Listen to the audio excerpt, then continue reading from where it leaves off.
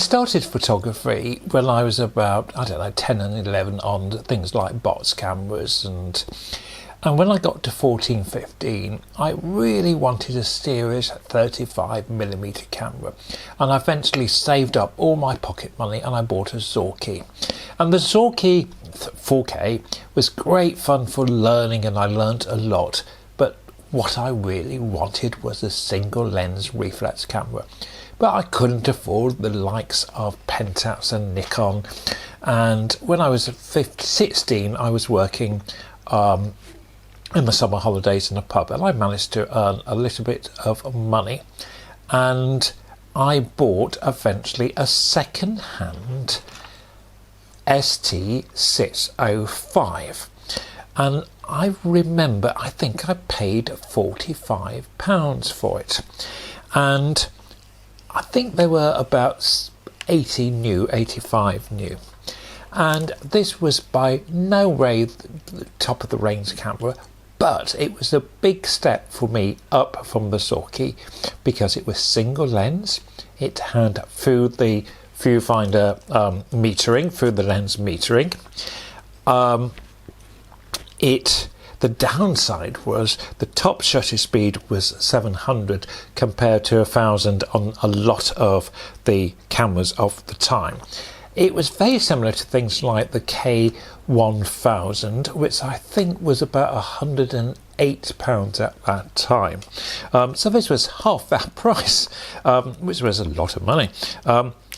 And how to use the camera? Right. Loading is dead simple. You load in the back here. There's a cloth shutter, very traditional focal plane. Battery goes in here, is an AG13 I think, not underneath, it goes here.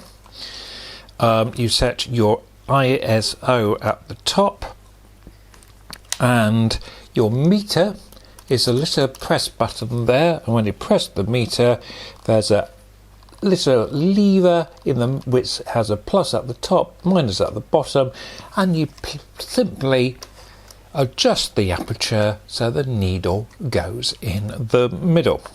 If you get one of these and the shutter's working but the meter's not, even when you've put in a new battery and you've cleaned the contacts, don't worry, because you can always use this camera on manual.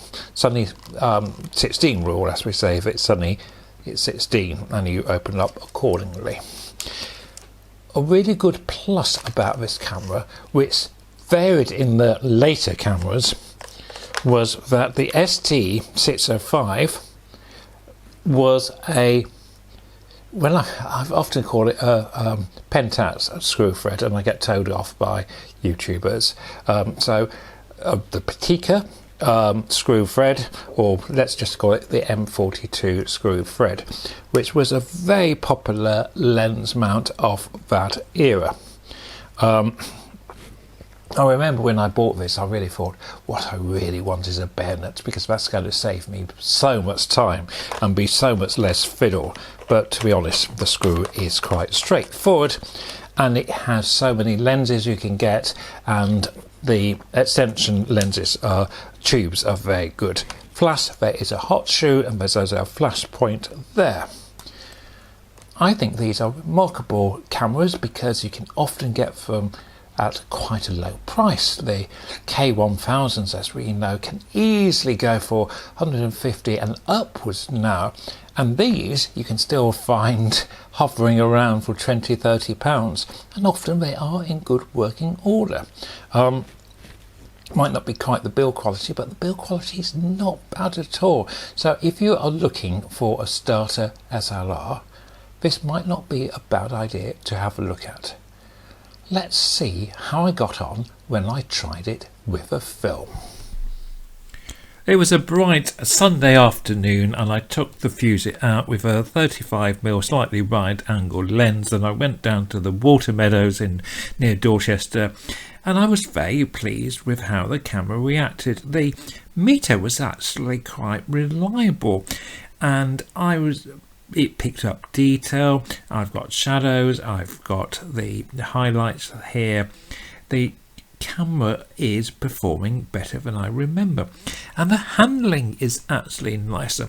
Yes, this little button in front of the body is a little, I don't know whether would it be easier on the shutter? I don't think so.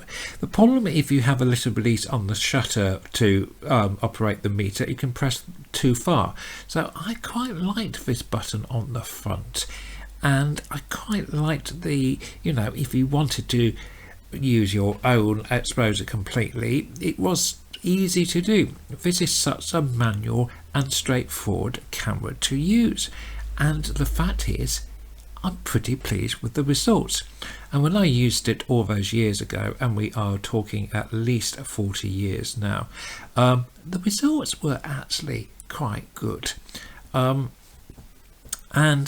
it's a bit ironic now thinking about it, how keen I was to get rid of the camera. I sold it to a work colleague for, again, £45, and I went and bought myself a Pentax ME Super, which I still have to this day. But looking at these photographs and looking at what I actually took 40 years ago, the Fujica is a good camera and well worth considering. Thanks for watching. Bye.